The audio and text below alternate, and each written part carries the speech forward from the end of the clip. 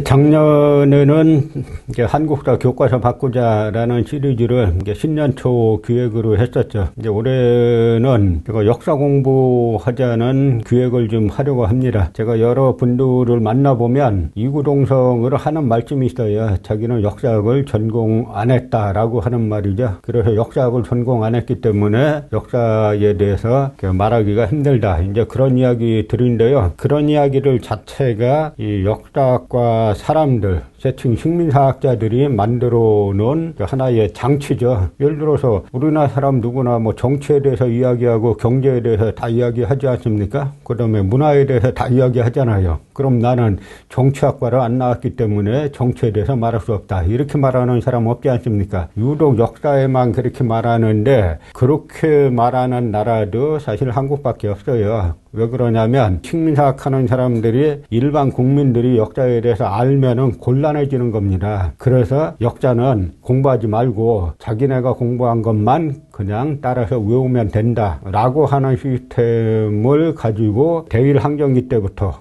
해방 이후 지금까지 그대로 가지고 오는 거죠. 그래서 제가 다 같이 역사 공부를 합시다. 진짜 역사 공부를 어떻게 하는 건지 한번 같이 해봅시다 라는 그 시리즈를 기획하고 있습니다. 근데 모든 역사는 특히 이제 또 우리나라 역사같이 수천 년 장구한 역사는 다 공부하기가 힘들잖아요. 그런데 몇몇 랜드마크라고 할 수 있는 부분들이 있습니다. 예를 들어서 한사군이라든지 임나일본부라든지 뭐 조선 후기의 당파라든지 고려조선의 강역이라든지 하는 것들인데 그런 몇 가지 랜드마크들만 알면 대부분이 다 풀리죠. 한국 고대사에서 특히 중요한 거는 이 낙랑군의 위치인데요. 이 낙랑군의 위치는 고대사가 아니에요. 바로 지금도 살아 숨쉬는 현대사죠. 바로 이 부분을 가지고 제가 몇 번에 걸쳐서 여러분과 함께 낙랑군에 대해서 한번 살펴보려고 하고 있습니다. 물론 그전에도 단편적으로 본 적은 있지만 이번에는 좀 종합적으로 한번 살펴보려고 하는 거죠. 그럼 역사는 뭐냐? 역사는 사실을 해석하는 학문이에요. 근데 과거 지나간 사실은 바꿀 수가 없는 거죠. 과거 사실을 가지고 해석하는 것이 역사학입니다. 그러니까 우리가 1910년부터 45년까지 일본 제국주의의 침략을 받았다라고 하는 거는 사실이죠. 그러면 그거를 어떻게 해석할 것이냐. 우리는 끊임없이 독립운동을 했다라는 관점으로 바라보는 것은 하나의 해석이죠. 그런데 우리가 만약에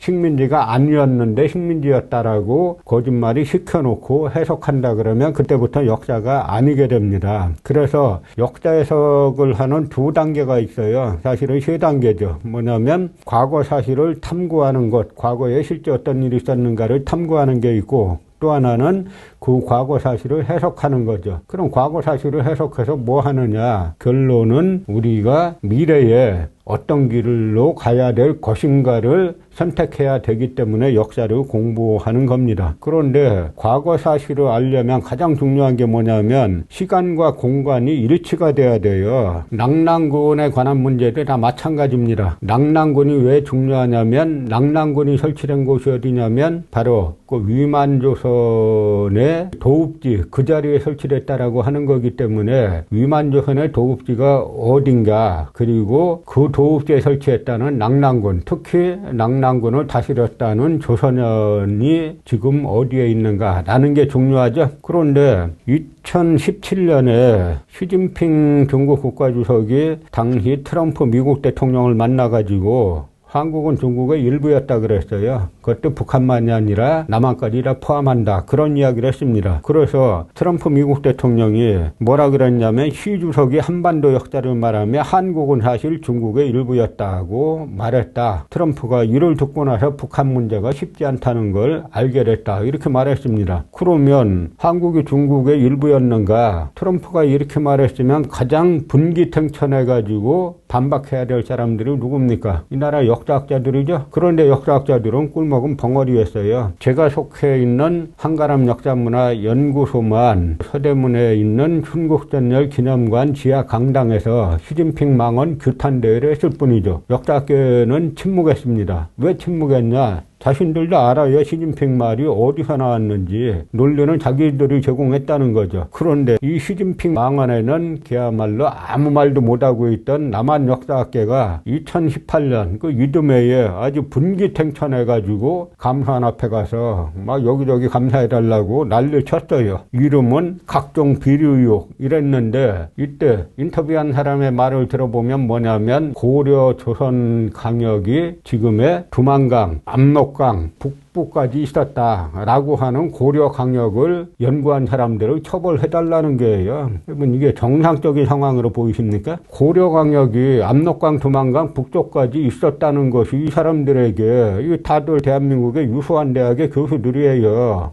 이 사람들에게 뭐가 그렇게 해로워가지고 감사원 앞에 가가지고 아주 분기탱천해서 감사해달라라고 요구했는지 이해가 안 가시죠? 저는 이해가 잘 갑니다. 왜냐하면 이 사람들 머릿속에는 한반도 북부는 중국의 식민지, 한반도 남부는 고대 일본의 식민지, 이 구도를 가지고 지금까지 역사학을 해왔는데, 물론 아는 척을 하죠. 총론에서는 식민사학을 비판하는 척하는데, 강론, 본론에 들어가면 항상 식민사학을 반복해오는 게 이 사람들의 그 수십 년 된, 거의 뭐 수십 년이 아니라 해방 이후 지금까지 계속된 그 행태라 그랬죠. 그것이 이제 무너질까봐 두려워가지고 이제 이런 행태를 했는데요. 놀라운 거는 이 당시에 실제 문재인 정권이 이 사람들의 말을 들어가지고 고려 강역이 압록강, 두만강 북쪽이었다라고 연구한 인하대 고조선 연구소 측을 실제로 감사했다는 게 놀라운 일이죠. 제가 이 분야에는 여야도 없고 보수 진보가 없다고 여러 번 말씀드렸지 않습니까?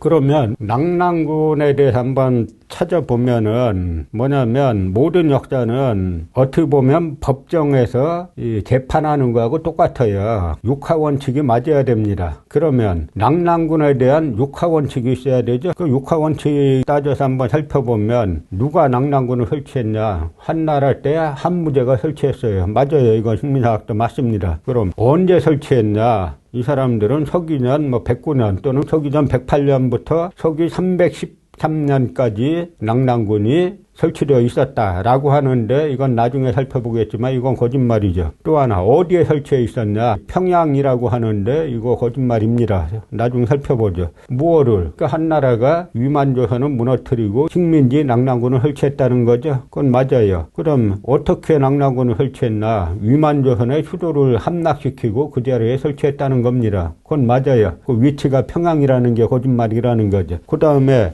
왜 한나라의 패권을 인정하지 않는 고조선을 무너뜨리기 위해서 설치한 건데, 요거는 식민사학 이야기는 반납 맞아요. 그런데 핵심은 한사군이 어디 있었나라는 부분하고 한사군이 언제부터 언제까지 있었나라는 요 두 가지가 핵심 사항입니다. 그런데 예전에 2016년도에 느닷없이 고려사에 관한 총독부 기관 역할을 하는 역사 비평이라는 데서 두 차례에 걸쳐서 사이비 역사학과 한국 고대사 이런 걸 실었죠. 이 사람들이 말하는 정통 역사학은 총독부 역사학이라는 거고, 이제 총독부 역사학을 비판하는 학설은 전부 다 독립운동가들이 과거 주장했던 학설은 전부 다 사이비 역사학이라는 겁니다. 그런데 이 사람들이 역사비평에 그런 논문들을 실으니까 당시 조선일보에서 국사학계의 무서운 아이들 이런 걸로 아주 이제 우호적인 보도를 하고, 그러니까 한겨레, 경향, 한국일보, 동아일보 할 거 없이 대부분의 언론들이 아주 이들을 갖다가 무서운 아이들을 치켜 세웠는데요. 원래 무서운 아이들은 기존 권위로 부인하고 도전하는 사람들을 갖다가 앙팡테리블 무서운 아이들이라고 하지, 지금 해방된 지 80년 가까이 돼가는 지금도 우리 총독부 역사관이 옳다, 총독부 역사관에 반대하는 학자는 다 죽여야 된다 하는, 이게 무서운 아이들이라고 볼 수 있어요? 이걸 앙팡테리블이라고 볼 수 있겠습니까? 지금 프랑스나 영국으로 치면, 유럽으로 치면 아직도 나치 역사관이 옳다라고 주장하고 나오면 그 사람들을 유럽 언론에서 앙팡테리블 무서운 아이들이라고 하겠어요? 그런데 이 무서운 아이들이 그런 총독부 역사관이 옳다라고 하니까 온갖 좌우 언론들이 띄워졌어요. 그 중에 하나 이제 한국일보의 조태성 기자라고 있는데, 이 조태성 기자가 이 무서운 아이들을 다 모아다가 인터뷰를 했어요.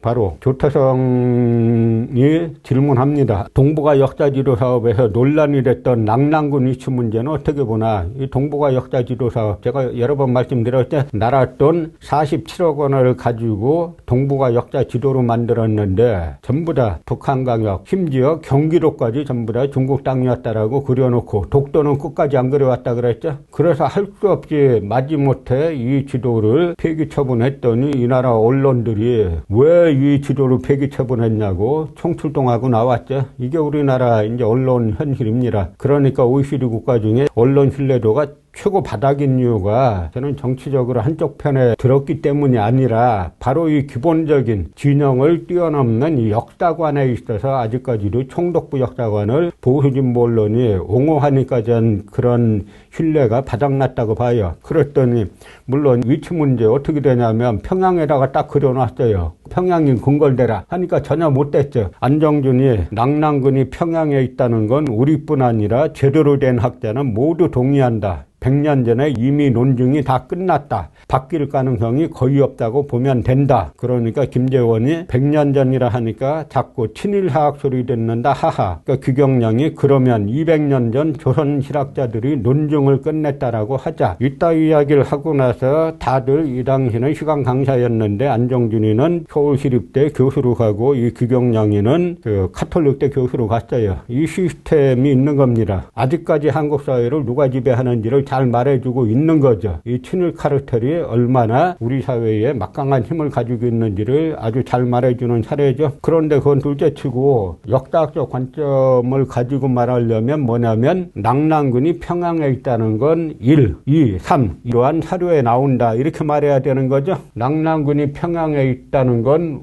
우리뿐 아니라 제대로 된 학자는 모두 동의한다. 식민사학자들은 다 그렇게 본다. 라고 하는 이야기죠. 100년 전에 이미 논증이 다 끝났다. 바뀔 가능성이 거의 없다고 보면 된다.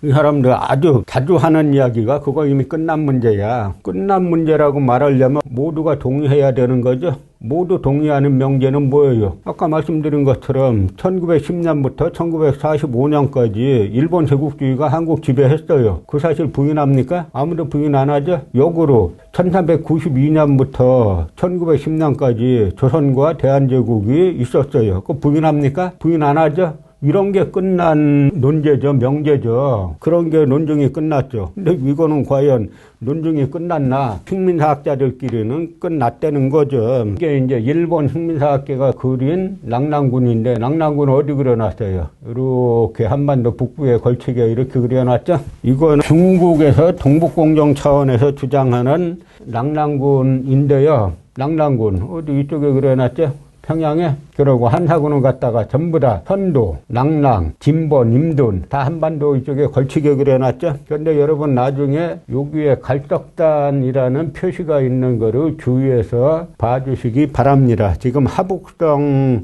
창녀현이라는 곳에 갈석단이 있는 곳인데요. 나중에 자세히 말씀드리겠지만 낙랑군이 있는 곳에 곧 갈석단이 있었다는 중국 사료가 여러 개가 있어요. 그런데 중국에서 동북공정 지도로 만들면서 여기다가 갈석단을 그려놓지 갈석단은 평양 근처에 못 그려놓고 하북성 창녀현에 그려놨을까? 그 문제만 풀어도 낙랑군이 평양에 있었다라고 하는 이야기는 다 식민사학자들이 헛소리라는 걸 쉽게 알 수가 있습니다. 낙랑군에 대해서 기존에는 세 개 학설이 있었어요. 하나는 식민사학자들하고 조선의 4대지 유학자들이 평양에 있었다라고 하는 학설이 있었고, 북한 역사학계에는 지금의 요동지역에 있었다라고 봤고 지금도 그렇게 보고 있어요. 그 다음에 남한민족사학계는 아까 갈석산이 있는 하북성, 노령현, 창녀현 그 부근에 있었다라고 이제 보고 있습니다. 그런데 최근에는 하북성 남쪽에 보정시에 낙랑군이 있었다라고 하는 주장들이 또 나오고 있는데, 제가 나중에 이 보정시론에 대해서는 나중에 따로 이제 말씀을 드리겠습니다. 지금으로서는 뭐냐면 세 가지 학설인데요. 벌써 생각해 보세요. 이 사람들, 무서운 아이들 이야기는 뭐라 그랬어요? 낙랑군이 평양에 있다는 건 우리뿐 아니라 제대로 된 학자는 모두 동의한다. 100년 전에 이미 논중이 다 끝났다. 뭘 끝나기는 학설이 이렇게 있는데, 이 학설을 지금의 낙랑군이 평양이 아니라 이 하북성에 있다라고 하는 남한민족사학계와 지금의 요동에 있다라고 하는 북한 역사학계가 평양에 있다라고 다 인정을 하면은 그 논중 끝났다라고 볼 수 있죠. 근데 사실은 전혀 그렇지 않죠. 나중에 이 평양이라고 주장하는 식민사학자들이 북한 역사학계의 주장을 어떻게 거짓말시키는지는 제가 따로 말씀드리겠습니다. 멀리 갈 거 없이 1949년도에 이미 북한의 홍기문, 그 임꺽정전을 쓴 벽초홍명희 선생의 아들이죠. 홍기문이 1949년도에요. 이때 조선의 고고학에 대한 일제 오용학설에 검토란 글에서 뭐라고 하냐면, 일본 제국주의가 조선을 완전한 식민지로 만들기에 성공하자 그들의 소위 역사학자들은 조선 역사에 대해서 이상한 관심을 보였다. 과연 어떠한 것들인가? 첫째, 서기전 1세기부터 4세기까지 약 500년 동안 오늘의 평양을 중심으로 한나라 식민지인 낙랑군이 설치되었다는 것이요. 이게 바로 한사군 한반도설이고 낙랑군 평양설이죠. 북한 역사학자들은 1949년도에 이미 낙랑군 평양설은 일본 제국주의의 식민사학자들, 역사학자들의 주장이다라고 이미 인식을 하고 비판하기 시작했다는 거죠. 그러면 당연히 이런 비판에서 나오는 견해들이 뭐겠어요? 낙랑군은 평양에 있지 않았다라는 연구가 나왔겠죠? 그런데 이런 결과를 다 없던 것처럼 치고 남한의 무서운 아이들은 평양에 있다는 건 논증이 끝났다라고 이야기했어요. 실제로 남한 식민사학 그 다음에 이 식민사학자들이 장악하고 있는 카르텔에 의하면 끝났다고 볼 수 있죠. 그 카르텔의 시각으로 보면. 먼저 우리나라 이 한국민족문화대백과의 어떤 부분들은 완전 총독부 관점 그대로 써놨죠. 한사군에 대해서 뭐라고 썼냐면, 고조선 시대의 한나라가 우리나라의 서북부 지역에 설치한 낙랑, 임든, 진번, 현도의 4개의 군현, 이렇게 써놨어요.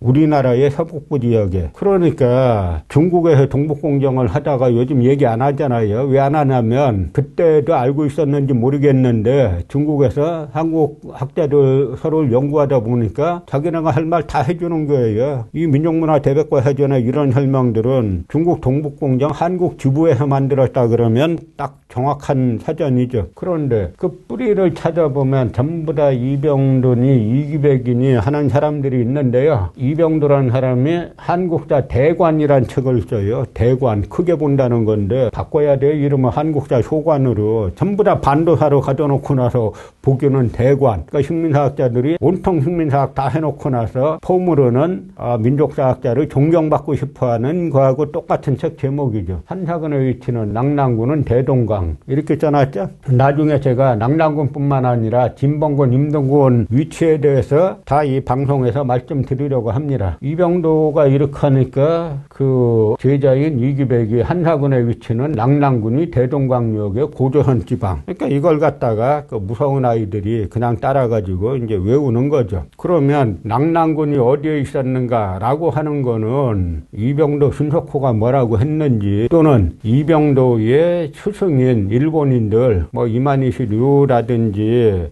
하는 사람들이 뭐라고 했는지 전혀 중요하지 않아요. 중요한 건 뭐냐면, 낙랑군이 실제로 있었던 당시에 쓴 중국의 고대 역사서들은 낙랑군이 어디 있었다고 말하느냐, 이게 바로 역사학적 방법론으로 찾는 겁니다. 찾아보면 중국의 한서 설전열전에 보면은 안사고가 뭐라고 말했냐면, 낙랑군은 유주에 속해 있다. 그러니까 낙랑군의 상급 행정구역은 유주는 지금의 이제 북경을 갖다가 이제 유주라고 하는데요. 물론 이제 고대 유주가 위로 좀 올라갔을 때가 이제 북경인 건데요. 어쨌든 지금 한국으로 치면 뭐냐면, 충청도에서 예전에는 뭐 대전이 분리되기 전에는 어떻게 됐습니까? 그 충청도 도청 소재지가 대전에 있었죠. 그러면 제가 자랐던 아산시, 예, 상급기관은 대전이에요. 이게 마찬가지 이야기입니다. 낙랑군의 상급기관은 유주고 그 하급기관이 낙랑군인데 유주는 도단이고 말하자면 이제 그 낙랑군은 군단이죠. 그런데 도청 소재지는 북경에 있고 군청 소재지는 평양에 있다는 거예요. 이게 말이 되겠어요? 조선시대에 사신들이 한번 북경 왔다 가는데 6개월이 걸려요. 이 당시에 한나라 유주 산하의 군들은 주에서 일이 있으면은 파발을 띄웠을 때, 말을 띄웠을 때 하루 안에 도달해야 되는 겁니다. 그래야 전쟁이라거나 했을 때 대비를 할 수 있게 되는 거죠. 그 다음에 후한서 광무제분기의 주석에 뭐라고 나오냐면은 낙랑군은 옛 조선국이다. 요동에 있다. 낙랑군 고조선국이야.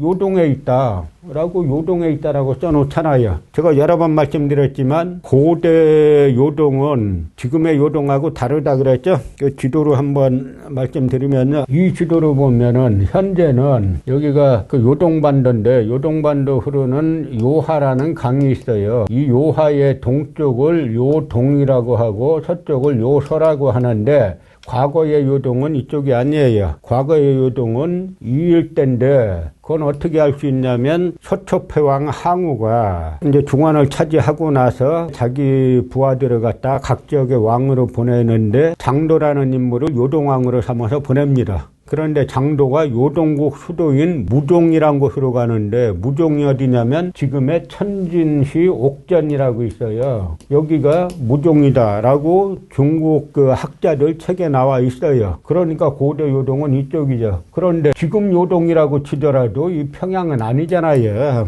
그러니까 이 식민사학자들 이야기는 전부 다 그냥 거짓말에 자기들끼리 국민들은 전부 다 역사의 사명으로 만들어 놓고 우리들이 하는 것만 따라하자라고 하는 이야기죠. 그리고 이 사기 하본기 주석에요 이야기가 나오죠. 태강지리지에서 말하기를 낙랑군 수성현에는 갈석산이 있는데 만리장성의 기점이다. 기점은 동쪽 끝이란 이야기예요. 이 기사에는 낙랑군의 위치를 찾는 세 가지 정보가 있죠. 하나는 수성현이 어딘가 찾으면 되고 또 하나 갈석산이 어디 있냐 찾아보면 되고 또 하나 만리장성의 동쪽 끝이 어딘가를 찾아보면 되죠. 그런데 단순하게 생각하셔도 지금 평양에 수성현이 있었고 평양에 무슨 갈석산이 있고 평양에 무슨 만리장성이 있어요. 그래서 아까 제가 중국 동북공정 지도를 보면서 말씀드렸죠. 갈석산의 위치를 중국에서 낙랑군은 동북공정 지도에서 낙랑군은 평양 부근에 그려놓고 갈석산의 위치는 평양에 못 그려놓고 지금의 하북성 창내에 그려놨다라고 말씀드렸죠. 바로 이 지도죠. 이 수성현은 아까 말씀드린 태강지리지의 낙랑군 수성현에는 갈석산이 있고 만리장성의 동쪽 끝이다. 기점이다. 라고 하는 부분을 갖다가 중국에서 지금 이렇게 수성현은 평양 근처에 그려놓고 만리장성을 여기까지 이렇게 끌어놨어요. 근데 갈석산은